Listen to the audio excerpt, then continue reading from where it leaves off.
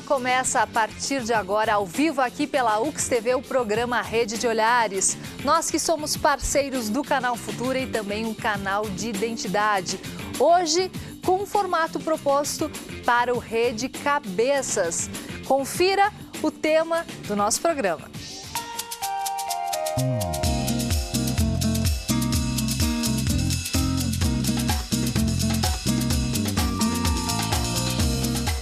Você que está em casa é nosso convidado para participar do programa nesse horário das 6h30 da tarde, em que estamos ao vivo. Jéssica Lima, hoje na Interatividade. Tudo bem, Jéssica? Tudo bem, Viviane. Quais são os canais de interatividade para o pessoal que está em casa? O pessoal pode participar no Twitter, no @UXTV, no facebook.com/UXTV ou também nos ligar no 3218-2194.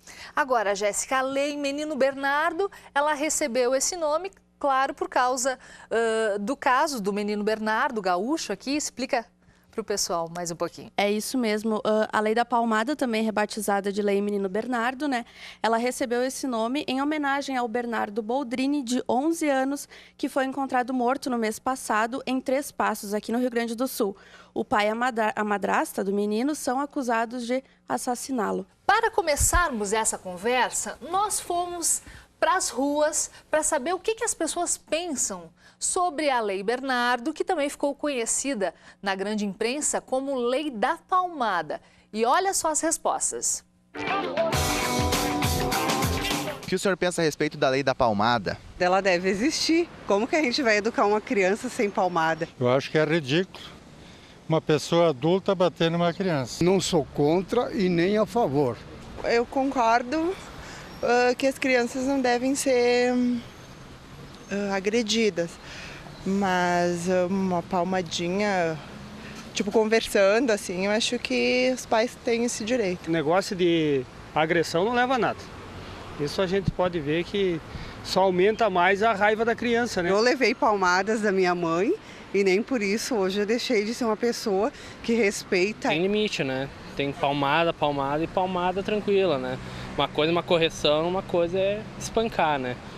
Nós fomos criados com alguma coisa mais positiva. Hoje está dando muita liberdade e essas leis, essas coisas, perde o domínio dos filhos. Uma palmadinha seria bem viável, porém tem pessoas que exageram, então é melhor, né, proibir. Acho que tem que ter para educar, levar pelo caminho certo, isso aí não faz mal. Depende da ocasião, tem que dar uma palmadinha que às vezes na conversa não resolve. Eu dou uma vez quando precisa, eu dou também. A criança é muito esperta hoje, daqui um pouquinho ela fica, eu vou para a lei, não me dá a palmada que eu vou para a lei. E as crianças estão dando de 10 a 0 nos adultos. Às vezes é bom, precisa.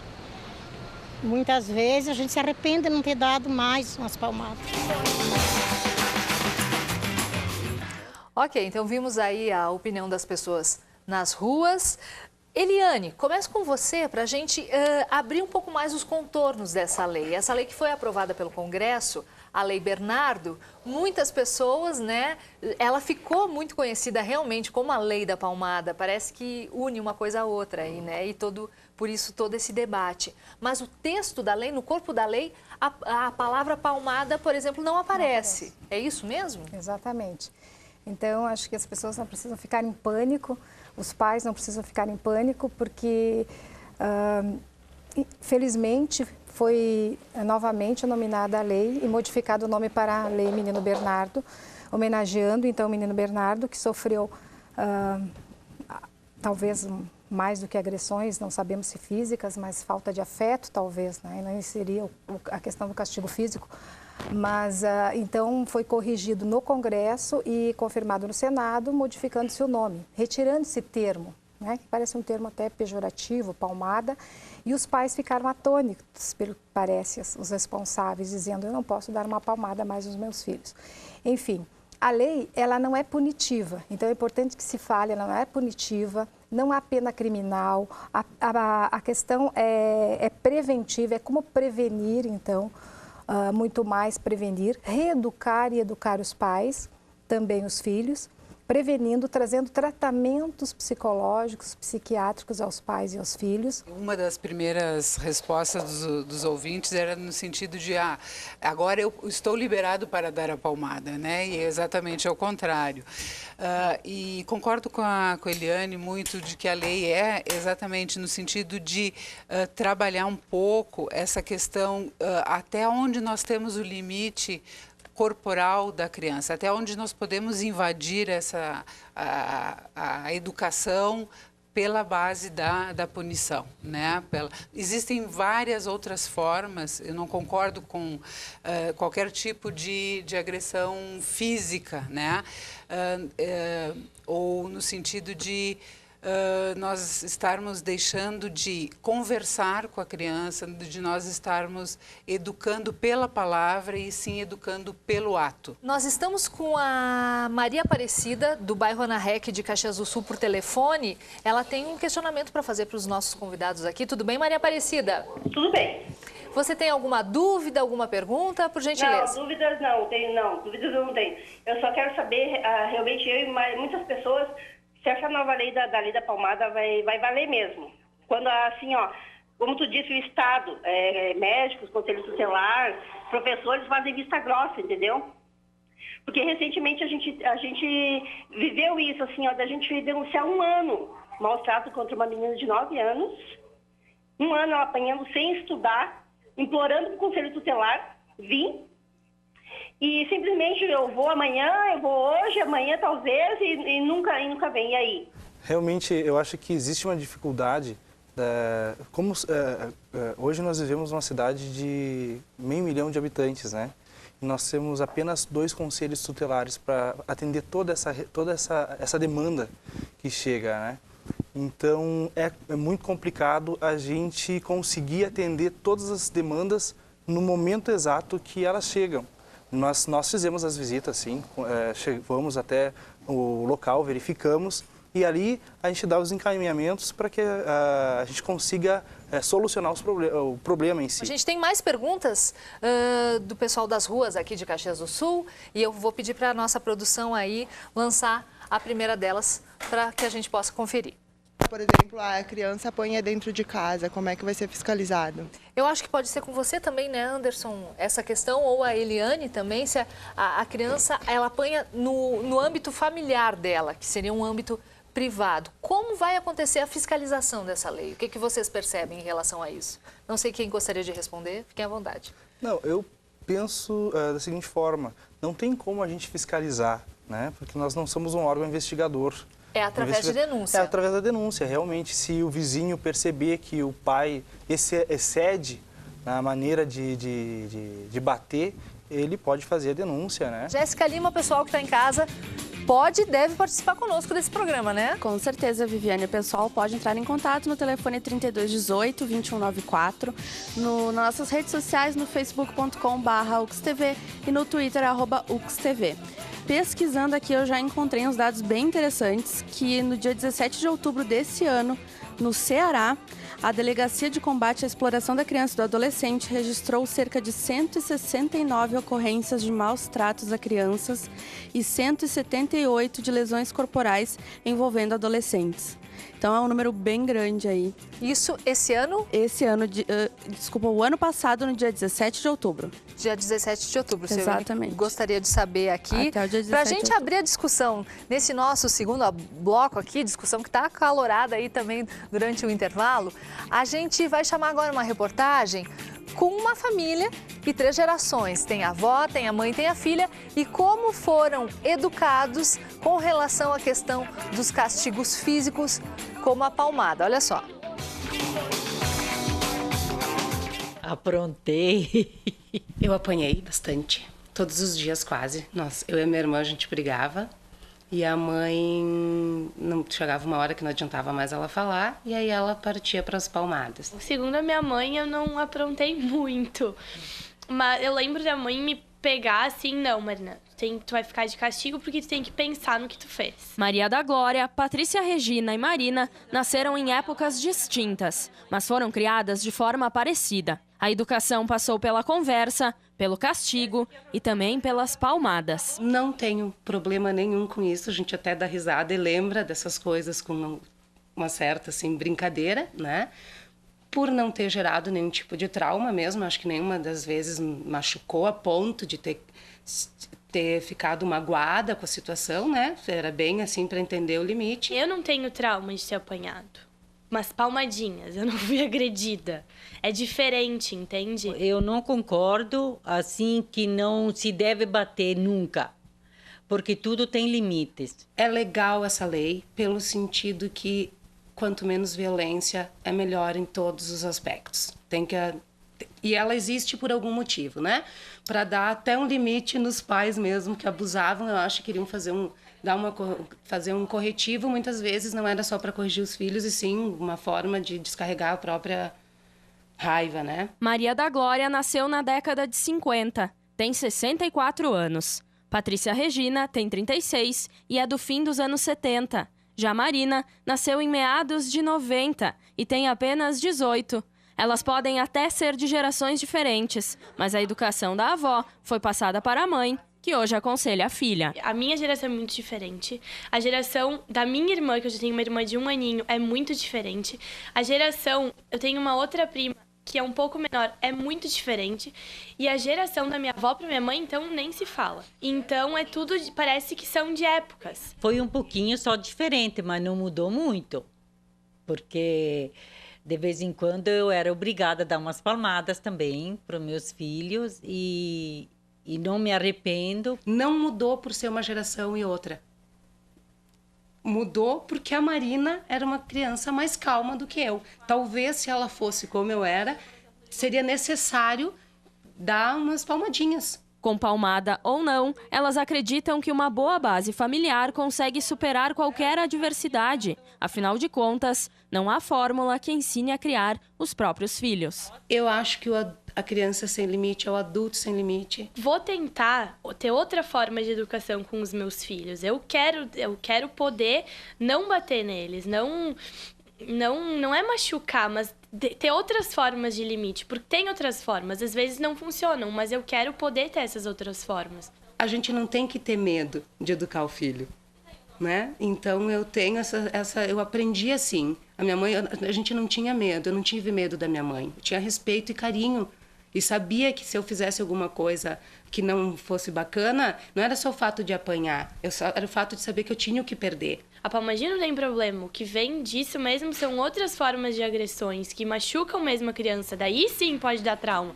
Agora, um tapinha, um sacudão, um puxão de orelha, funciona? Ninguém tem trauma por causa disso, né?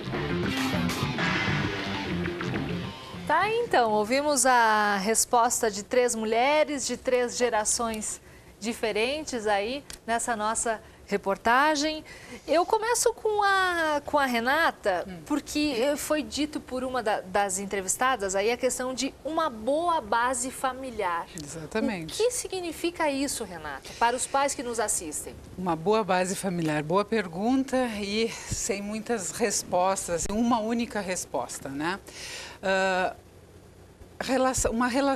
A boa base familiar é uma relação de parceria, de compartilhamento, né? Uma palavra que nós usamos hoje muito em todos os lugares.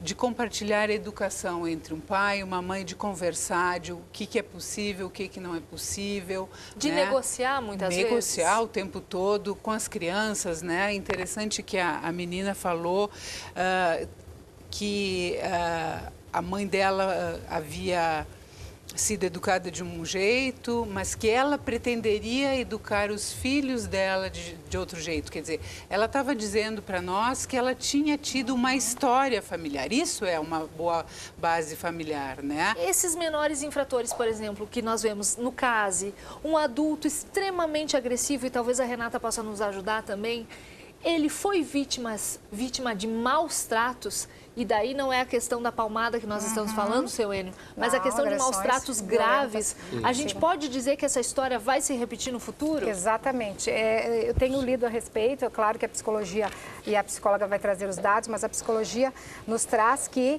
essas pessoas que sofreram violência na infância, possivelmente elas vão reproduzir essa violência na fase adulta. Então, claro, efetivamente nós temos casos aqui que nós levamos uma palmada e quem não levou se pergunta, se questiona, na nossa fase, na nossa idade. Agora, só o Anderson que disse para nós que não antes, porque né, no isso, intervalo. Vejam só, é uma questão cultural.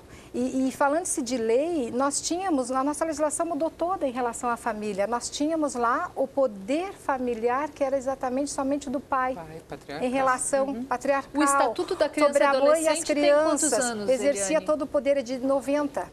Ou seja, a lei a gente tá 8.069 de 90. 19. Então, do Código Civil Pouquíssimo novo, que é de tempo. 2003, nós tínhamos todo o poder familiar totalmente na figura do pai.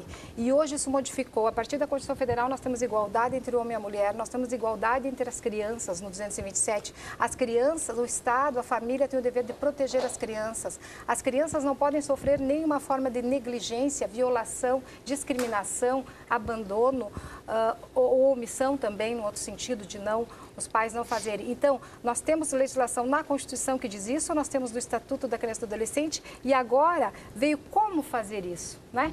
Como proteger essas crianças que nós não tínhamos até então. Nós tínhamos a Constituição, a lei, como o senhor fala, a lei, letra fria. O que vamos fazer? O Estatuto da Criança e agora essa lei efetivamente eu espero que venha resolver esse problema.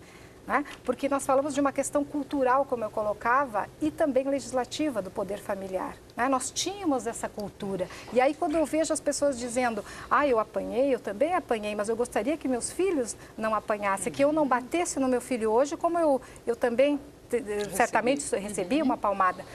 E que futuramente ele possa passar aos filhos dele um outro tipo de educação. Então, nós temos que mudar culturalmente. Nós mudamos a legislação e nós mudamos a cultura desse país. Eu acredito que essa legislação foi a melhor legislação, eu atuo há mais de 20 anos, e a melhor legislação, inclusive o Estatuto da Criança, foi, não sou eu só que digo isso, mas é uma legislação de vanguarda que diversos países do mundo vieram aqui, analisaram, estudaram a nossa legislação, porque ela é uma das melhores do mundo. E eu digo que estou feliz por quê? Porque efetivamente nós teremos agora uma forma de tentar resolver isso para o futuro. Né? Então, dizer que a criança tem que ser protegida, salvo de negligência, de abuso, de crime sexual, que nós sabemos que as crianças sofrem, que talvez esse menino também sofreu, falta de afeto, nós temos que resolver isso de alguma forma. E nós vamos resolver isso. Eu tenho esperança que com essa legislação, não quero que os pais fiquem atônitos, os cuidadores, os avós, não é isso. A legislação pune o castigo físico, a crueldade. Tá? Então, não vamos ficar apavorados com a legislação. Ela quer o bem-estar da criança. A criança passou a ser sujeito de direitos. Tá? Então, a criança efetivamente será sujeito de direitos e, como o colega colocou, eu gostaria de acrescentar, a lei também diz que os pais terão cursos, né? Quando ele fala, não temos cursos de pai, né? Na universidade não tem, a legislação vai trazer isso também. Então, ela traz novas formas de nós entendermos, protegermos a família, as crianças, de tratarmos essa família que está doente.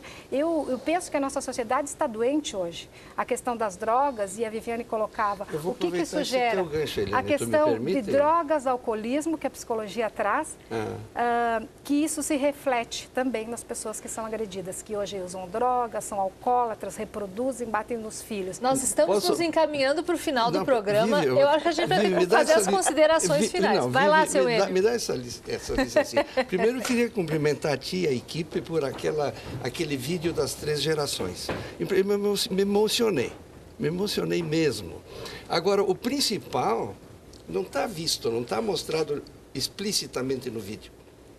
O que é que liga aquelas 3 gerações? O que traz aquelas considerações? Uma diz que vai mudar, outra diz que vai conservar, a outra... Eu vou mudar, mas não me arrependo do que eu passei. Aquilo ali está visto, eu vi do começo ao fim assim, puro afeto, puro carinho, puro amor passando ali. Naquela entrevista daquela família, em 3 gerações. Pois é, então, mas isso não é o que nós vemos no dia a dia. Ela não se arrepende, mas ela quer criar o filho de outra forma. Então, para mim, ela disse outra coisa. da família, justamente. É isso que nós não vemos nos consultórios, no CEPA, no nosso ali serviço falta uma de... coisa. Agora, isso ficou nítido, que foi dado, foi feito. Não há como se arrepender, foi feito com carinho, pensando em fazer o melhor. Mas aí eu Sim, entro na defesa da Eliane. Aí que eu digo, né? culturalmente, eu não culpo os pais, eu não culpo os nossos pais, eu não culpo os nossos avós, porque a cultura era essa. Mas nós temos que mudar essa cultura. Mas hoje em dia, as crianças, elas apanham e o pai diz assim, eu te bati porque eu te amo.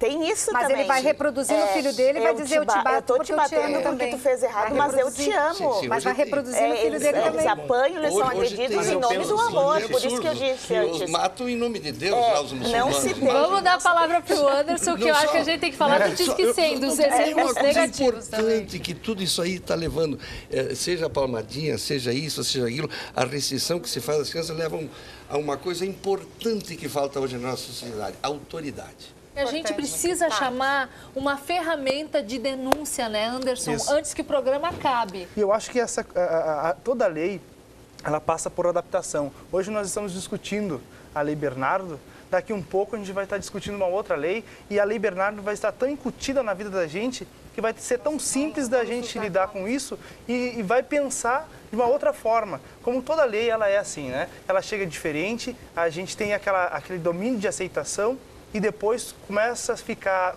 comum e corriqueira e ela se torna, no dia a dia da gente, comum.